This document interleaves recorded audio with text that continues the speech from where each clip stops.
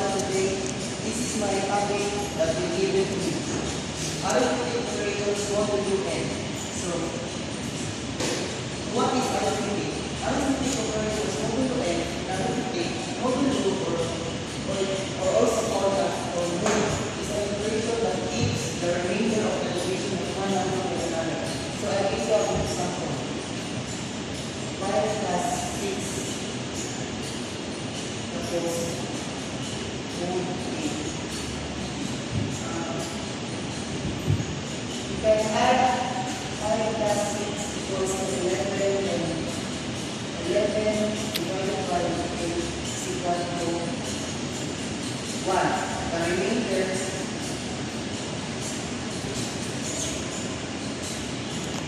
3.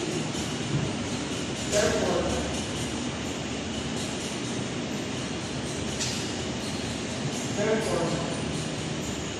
11 divided by therefore the correct answer is 3. So kanong nag-answer ko 3, which is ang iyon niya the remainder is the correct answer. So okay. This is our problem 1 and 5 the modulo. You are scheduling a meeting every 10 days. If the first meeting was on day 7, how soon will be the next meeting after 33 days? So first, divide n and everything and 10.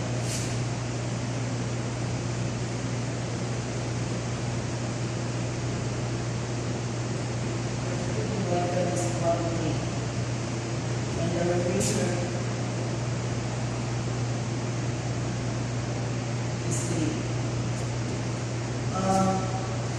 33 divided is equal to 3.2, but 3 is okay. But instead of 3, write the remainder is 3. So 33 and 110 is equal to 3, which is the remainder. Then we can add the result of the 33 more than which is 3 plus which is 7 is equal to 10. Therefore, the next meeting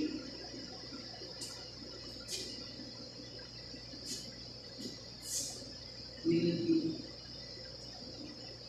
on day 10.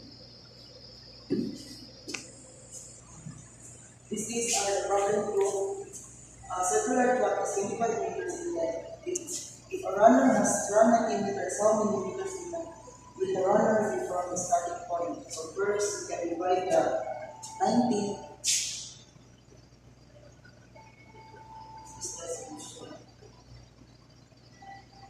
Can divide the 90 to 25 is equal to 3. The remainder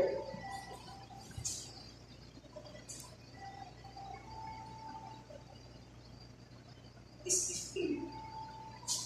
Therefore, 90 and mode 25 is equal to 15, which is the remainder. Therefore,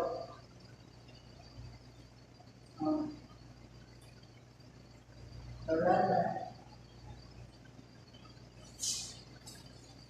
is 15 meters from the starting point.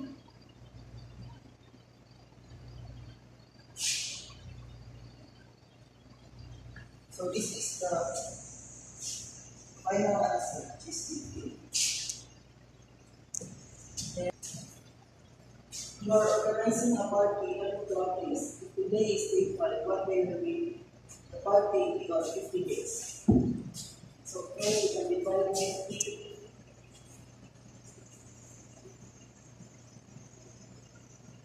to 12 is equal to 4. remainder is 2. And you can add to the remainder 2 plus which is 2, the number 5. 2 plus 5 is equal to 7. Therefore, the positive will occur on A7. This is our final answer. So you have the problem of 4.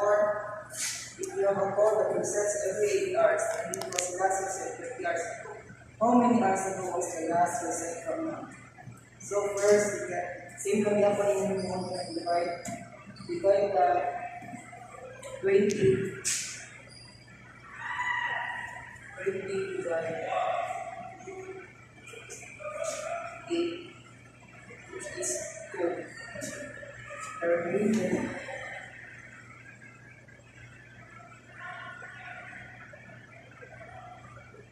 is 4. So 20 whole 8, which is the remainder. Therefore, the last percent is 4 hours ago. So these are the final answer for the problem 4. These are the problem 5. So sorry mga po, natin makita sa evidence na smart. So you have a monthly subscription that begins every 30 days. If it was new 75 days ago, which day of the month is the next you will do? So sure. 75 days divided by 30, which is the modulo n. This is the modulo n equals to 4. The remainder is 15. So, therefore, the next renewal due is on May 15 on of the month.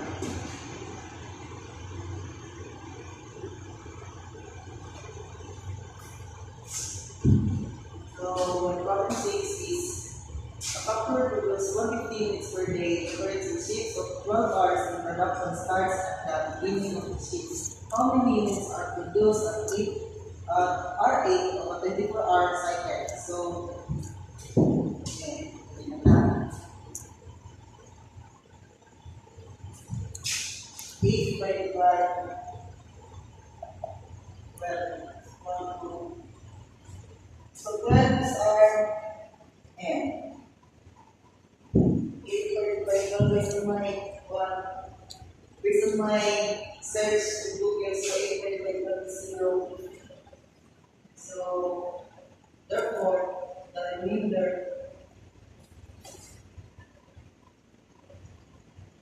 is 8. So natingala pa ako ng 8, so mag-answer 0, which is i-copy lang ako sa dati. I-copy lang ako then add. So 8 mod 12 is equal to 8, which is the remainder. Then since the remainder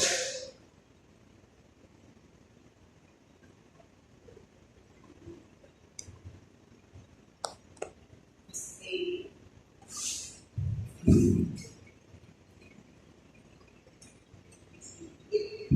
it indicates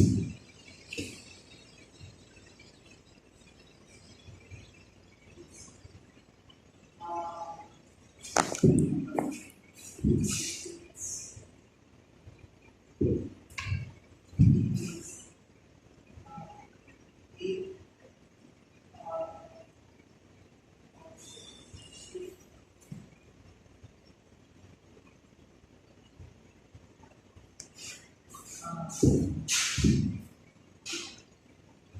is 150 divided by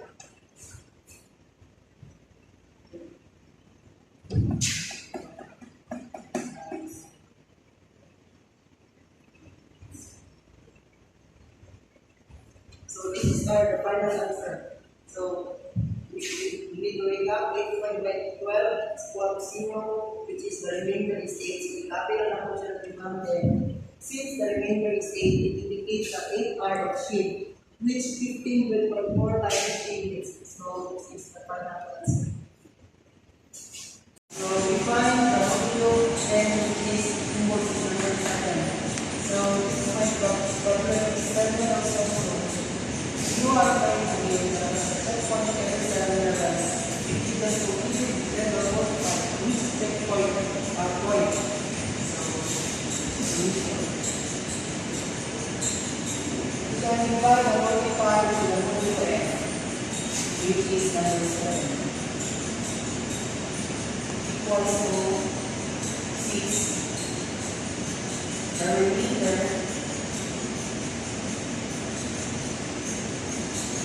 is 3.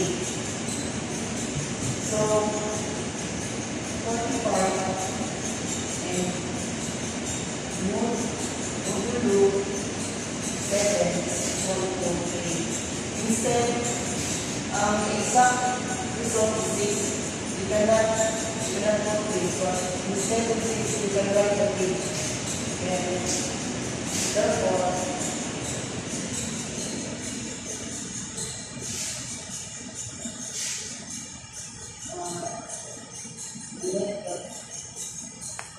checkpoint is on 3. So today we have the problem page. So we do a subtraction here. So as a theory, we have made 25 case, but we want to give our 34 case. So due to understand, using a modulo 9, case is set every time. How many cases we have there? So magalit ako ng subtraction.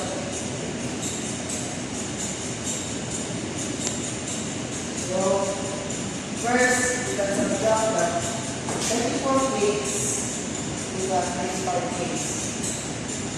So 25 minus 34, this is our last solution also, is equal to negative 9. So you can add the negative 9 to the positive 9. So negative 9 plus 9 is equal to 0. So you can see the result is 0. You cannot add any or hindi na pwede mag-add sa mga lagi-lagi sa mga number na aso. Ano na 0? If na siya sign is equal to 0. It's pag-calculate na 2. So therefore, plus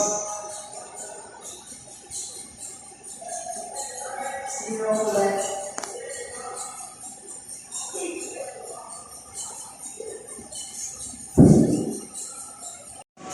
So, after the moment, so we have the problem now. So using again subtraction again. So you have 10 apples, but you lose 14 apples over time. Perhaps this is storage or keeping them away.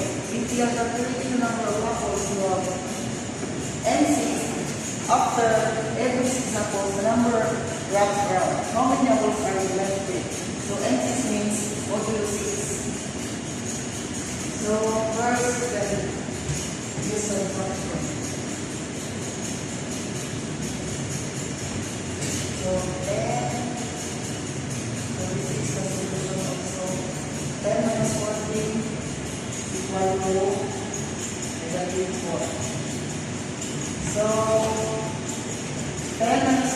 equals to negative 4.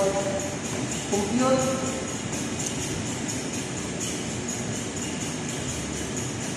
negative 4 to the root of 6.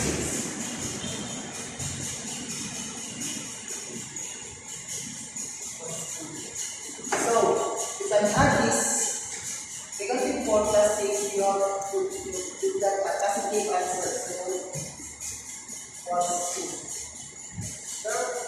Therefore,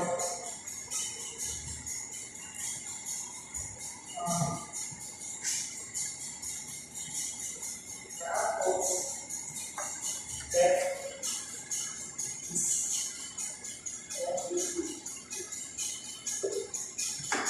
so this is the final answer. Now, the problem that we use multiplication or insert gamitan ng different times. So, problem set. A gardener plants 8 rows of 11 flowers. Since the flower bed can hold 7 flowers per row, flowers are grouped in sets of 7. How many flowers are there per row? So mabalik ang time. So 8. So you can times this 8. So 8 times 11 is 1, 2, 8. Now, can divide by 8.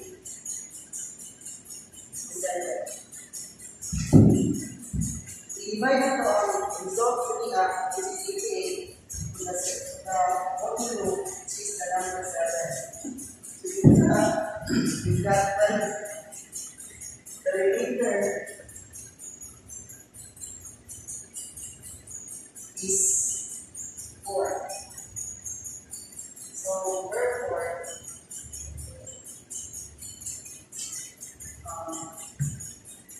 the flowers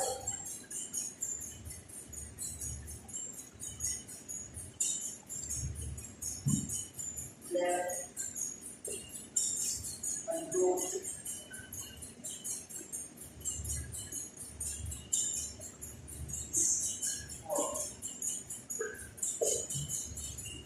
now. So nakilala na po naman yung correct answer which is correct. Hindi ko muna kung i-back at exact results na 85 seconds hindi mo muna siya i-check. Tapos, oras balik siya. Bukan mo ang ginawa which is the remainder. Kumawag siya.